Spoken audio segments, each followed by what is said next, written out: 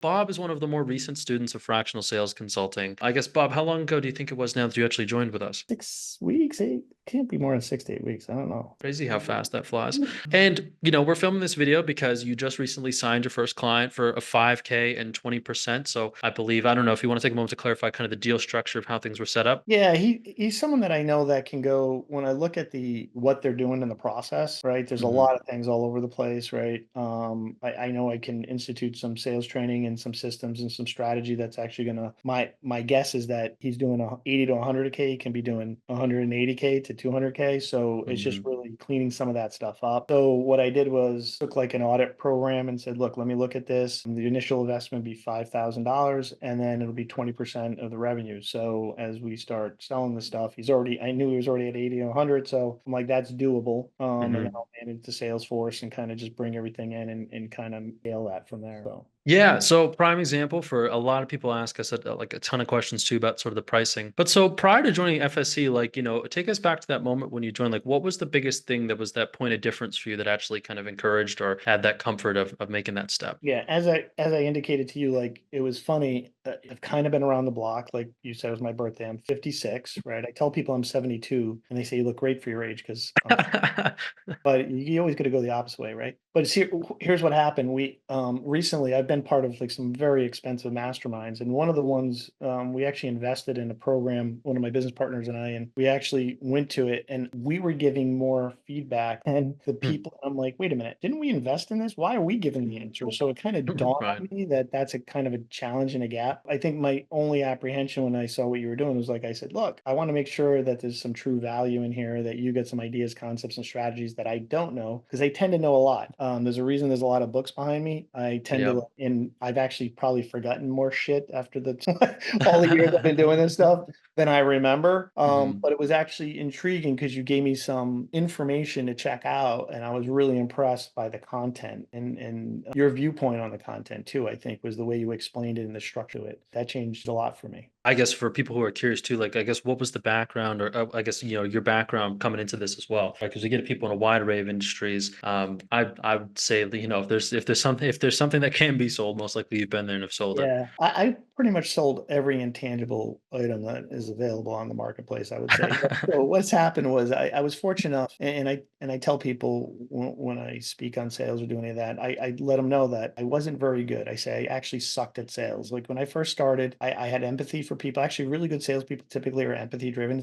Actually, they don't have the ego armor to handle the Hmm. rejection. And I learned, I answered an ad, and I ended up working for Tony Robbins and Chet Holmes in a company called Business Breakthroughs International, which Hmm. really changed my life. I learned like how to be a skillful salesperson, and then I applied that from there. We were selling, a package on a webinar, fairly expensive in a group setting before there was Zoom and any of this fun stuff. It was actually a phone bridge, and it was on a group setting. I was literally closing people like that, and Yeah. that's not it. That's a challenging sale, as you can imagine, when you have people watching and you can't you have to handle the objections very adeptly without aggravating anybody and throwing them off. Hmm. So I did that and I was very successful. It was only like seven of us doing that. That led to me traveling around the world. I spoke a lot and I also did a lot of the back of the room sales for packages above Hmm. 40, $50,000 and did that. And then recently selling large marketing funnel type sales and sales strategy and business optimization where Hmm.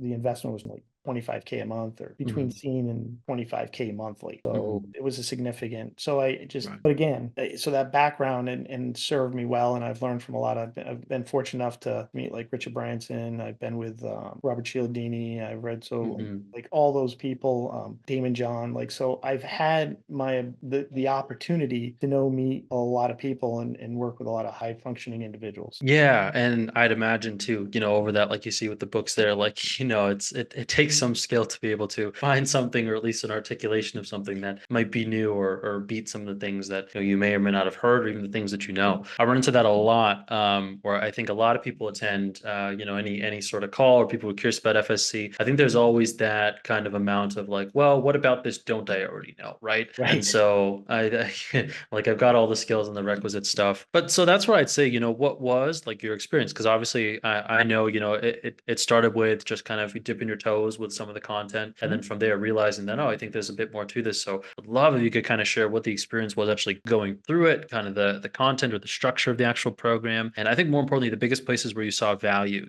maybe in ways or shapes that you haven't been able to find other places, or contributed more specifically to maybe some of the success you had. I think it was more so the content was good. Like, and I say that, and I know this sounds funny, but a lot of times you invest in something and you're looking at what's the program and what does it have and what does it entail. And I even made the comment to you, like, I think, it's not in a cocky way, but I'm like, I know a lot of stuff. So if I want it fresh information or less up fresh. And by the way, not is it all like breakthrough? No, but it's the way you explain the content with clarity, with purpose, and put in a sequencing that I was like, this makes sense. And as you know, I mean, I think I went through most of the content within the first part of it that you gave me within, I don't know, a Yeah. day. You gave me a smaller test to show it. Well, you tell me, and you gave me the opportunity. And I looked at it, I was like, crap, this is pretty good. And then Yeah.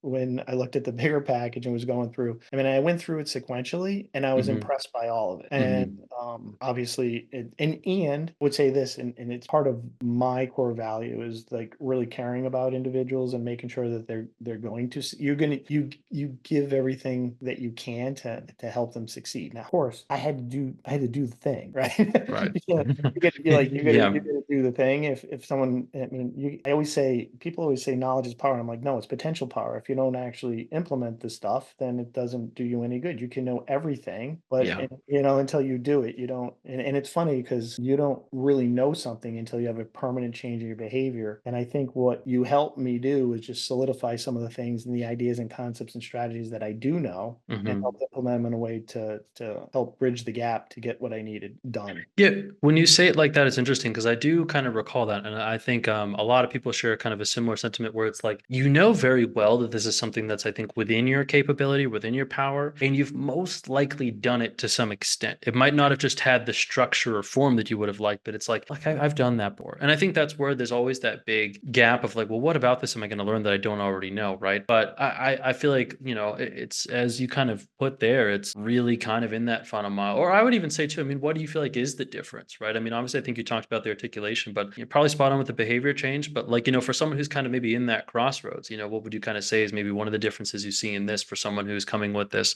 Well, look, I have a lot of experience. I've done a lot of this stuff before. Like, why is this something that's even worth the while? Just said it. Like if people say I know something, and I'm Yeah. like, then you'd be doing it. Like if you're not doing it, that means you didn't have a permanent change in your behavior. It means that you're not actually facilitating the thing that you need to do. Right. Right. Yeah. So that's the difference. Like that's the gap I see. Like, and even for me, I mean, it's interesting. Coaching, I always say to clients, is telling people to do the thing they know they need to do. Right. And then just holding accountable to do it. Because I mean, Yeah. most like again, the information is there. Sometimes the knowledge is there to some extent, but it's like I'll give you an example. A lot of times I tell clients, borrow my belief in what I'm doing, what you're doing, because Right. I likely have more belief in what you can do and how you can do it than you do at this moment in time. So it's you taking your belief system and saying, this is the structure, this is the process, this is do this, and then holding someone accountable. And then also like in all fairness, there was a couple of questions I had, and like you were, I had access to you to actually jump on and have a quick conversation. Go, let's get some clarity on that. And then I could now take it to the next step. Sometimes you just need that. You need a little Right. but you need a little bit like clarity on something. I'm a little technology challenged, right? I've been working in all my life and still technology challenged. But you were like, let's do this, let's show this. And that helped. So it's these little things sometimes that can move big doors. I always look for that in optimization. It was the same thing with the program. No, 1,000%, 1,000%. And yeah, like you said, I mean, once more, I'd say like you very much did the work. There's plenty of people that I speak to that are very much, they want to just kind of kick back and it's like, okay, well, so long as I believe it and say that it's happening, it's happening. My interest now goes to like, okay, the first deal, because that's a place where a lot of people get caught up. Bringing that to a close, what was the story? Because I know this was one that was something within your network, or Yeah, maybe it was there, but something like this was a catalyst for approaching it. well, it was interesting because we have never I was looking as a bolt-on. I was looking at this to possibly be a bolt-on to what we were doing on the marketing agency side. And this person actually was part of a mastermind we belonged to and was actually looking for a salesperson. I was like, well, if he's looking for a salesperson, he probably need sales process. And I just Right. got on the call with him. I said, I totally understand that you need a salesperson, but what if the situation was, because I said, you're doing a lot of good things, but my guess is you're not doing this part very well. You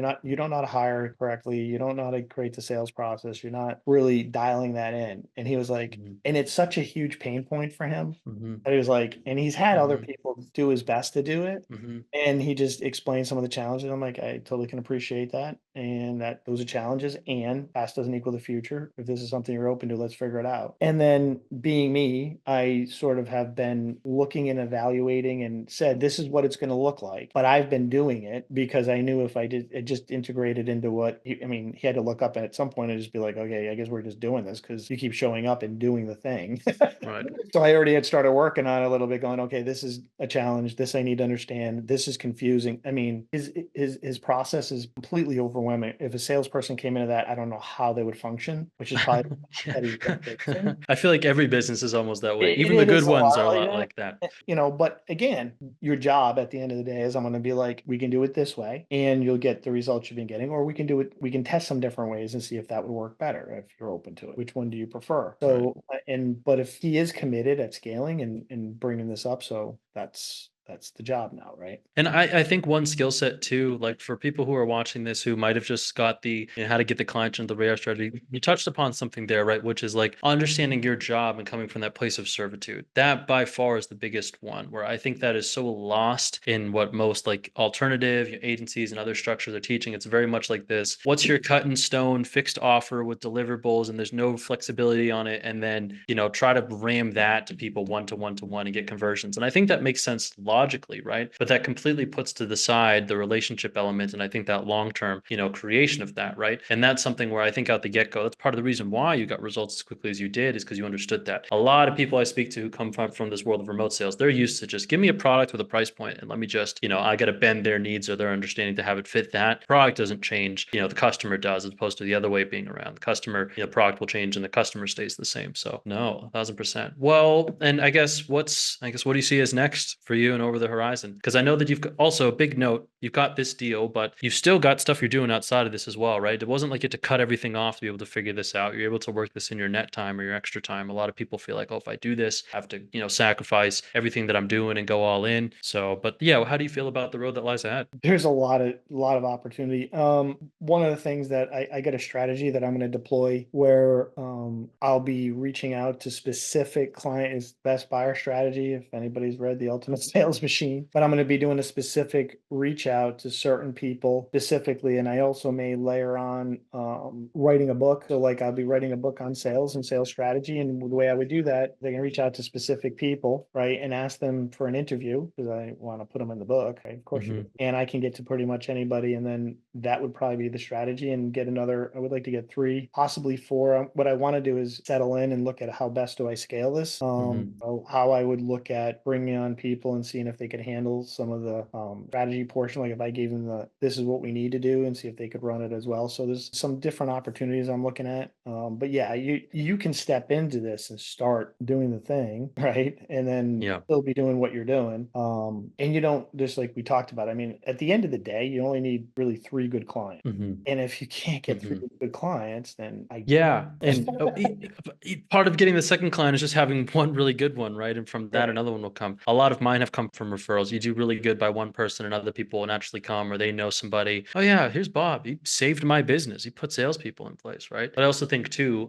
your deal is very rev share heavy. I know that for anybody watching this who's like, you always say not to do rev share, Caleb. Yeah, I'd say I know, but there's many different ways to work the deal, and I so wouldn't have that's done where, it. And just to be clear, yeah. I would not have done that had the client not been where they were already at. Like Hmm. if they were at 50,000 or 20,000, I'm not like, that doesn't make sense, right? Right. There was an opportunity to make the barrier to entry so kind of silly, right? And Hmm. I still took the $5,000 investment as a way to move it forward by doing the auditing, being able to sort of step in and see what was up and what wasn't. So it was Right. a perfect opportunity in that regard. And that's exactly the mindset. That's exactly the mindset that I try to advocate to have about it. Is it is a service, and the value exchange doesn't happen until you get in and can do it. And that might mean not necessarily striking always the terms that you want immediately, right? But if you can come in, your job is to create the cash, create that opportunity. Then you can collect what you want, right? It's like you're getting the money you want through their business without the responsibility of all that comes after the sale, just by doing what you do best. Is a little bit of work, yes, but gazillion times better than just feeling like you need to stay a sales rep or just go for sell for somebody else. Or heck, someone like him is just going to hire a salesperson, and they might not see the success they want to, or they might do something like this and not position themselves to capture as much value. So no, I love it. I love it. Any words that you'd say to the skeptic, someone who's watching this, who's like, this sounds great, maybe it's all fake, maybe this is all, I don't believe it's possible. But so yeah, what would you say for anyone who's watching this who's maybe a bit of a skeptic or is on the fence and put their focus on trying to figure out ways that they can make this work for themselves? Yeah, I mean, I guess I don't think that way. I guess there are challenges and people out there that do stupid shit. Frankly, Yeah. I'll say it very plainly. Anything can be, you can make anything good. I told you the information's already out there. The way you did position the information was different than anything I had seen. And I always tell people is you make a decision, then make the decision right. So whatever the outcome is if you put in the time, effort, energy, you're going to get a result. Right. Right. So the difference here, I guess, if they're questioning it, I mean, it's legitimate. I mean, I don't know how else it's so funny. How do you convince someone of something that's viable? It's like there's a commercial now saying, "Are you a robot?" Well, how do I prove not? I mean, the reality is come in and do the work and you'll get the result. Right. But if you get it's not the information within if you can't figure out within the first 20 minutes of going through the information that you have, right? And again, it's just Hmm. information, but it's the fact that I can say that you helped me when I was challenged or had questions. The Hmm. information was valid Hmm. and I put in the time, effort, energy to do the thing. So if you're not Yeah. willing to do that, the likelihood you won't get a result. Again, you don't know anything until you have a permanent change in your behavior. My behavior Right. was like, I'm going to take the information and put it into action. Simple as that, taking the responsibility and the onus. Yeah. And yeah, I'd say, I mean, truly, it is incredible. I mean, I was super excited from the moment that you joined. And even now that you've got your first deal signed, and also coincidentally, it's right next to your birthday and 4th of July. So a Yeah. lot of fun stuff happening I this always week. position things that way. Yeah. Just kidding. Well, yeah. So for anybody watching this who's wants to learn more about fractional sales consulting, click somewhere around this video wherever you're watching it and set up a time. Feel free to learn a little bit more. And once more, it comes down to you. All you got to do is do the work, show up. The process is proven. And yeah, Bob, you're testament to it with just your regular life responsibilities and the work you were doing, able to still go out there, find a client, and bring that to a close in a reasonable amount of time without feeling like you're selling the house or the farm or all that stuff. I think it's so easy to get lost in this big prideful, I need to commit everything in myself into it. It's good, but it's like let's get you clients, get you some cash flow, and then we kind of grow things from there. So, but yeah, but it's been a pleasure. Any closing words or thoughts? Nope. Like I said, make the decision, then make the decision right. All right, you heard it here first, folks. But yeah, until the next one, all the best. Cheers.